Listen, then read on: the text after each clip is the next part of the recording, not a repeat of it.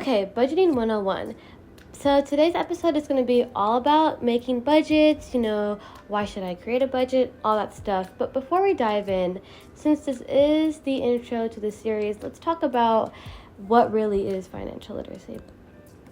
So essentially, financial literacy is really just the ability to understand and use financial skills to make responsible decisions about money.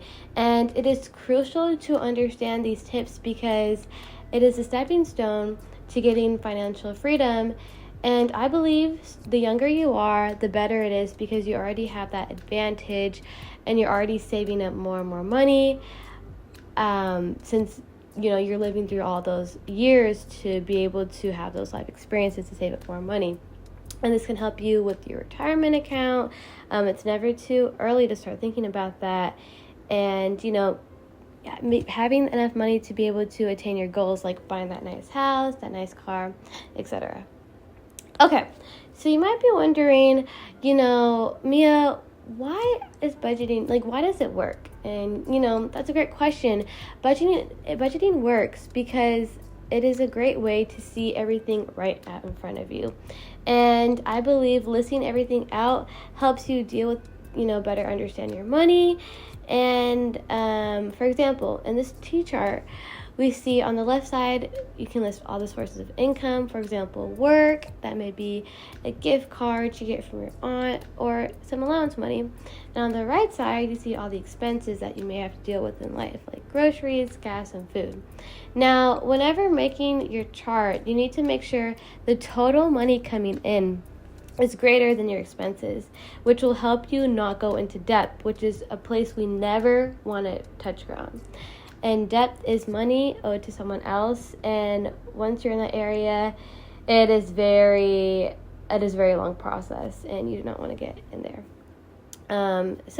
Also creating a budget allows you to keep certain money aside for any emergencies that life may have for us. All right. So now we're going to be talking about the different types of budgets. So the first one is the 50-30-20, and 50% goes to necessities like groceries, gas, clothes, etc. 30% goes to wants like, Crumble Cookie, Subway, and then 20% to savings. Now, this strategy allows you to prioritize taking care of important tasks like paying your bills, like your water bill, your leasing bill. But it also allows you to splurge on getting something you want. And also it allows you to save money for future endeavors. So it really helps you do everything all at once while letting you be able to be financially responsible. Now, the next type of budgeting system is the envelope system.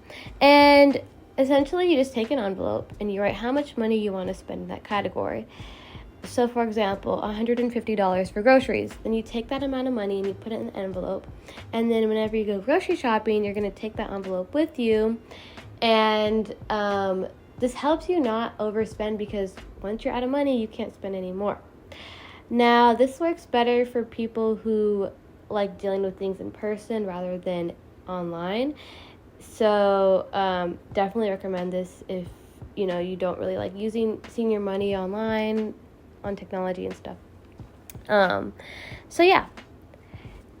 the next method is the pay yourself first method, and this method prioritizing saving money while still having enough cash to take care of your bills.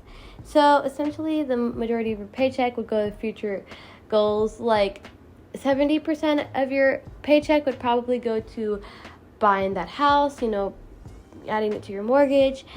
And this really, I would say this method is for people who want to save more.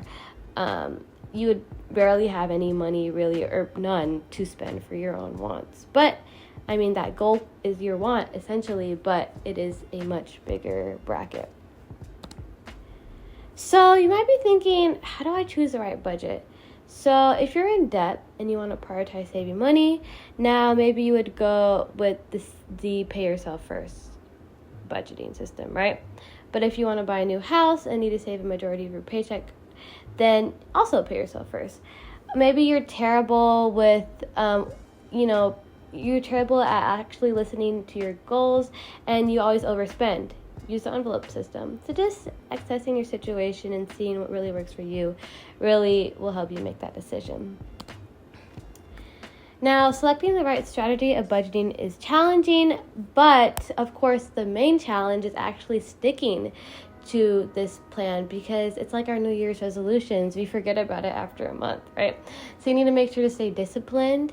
And we have technology now, so put reminders on your phone. Make sure you are staying on top of actually sticking to your budgeting plan. Thank you guys so much for watching the first episode of the series. I'm really excited to start this up, and I'll see you guys in the next video. Bye.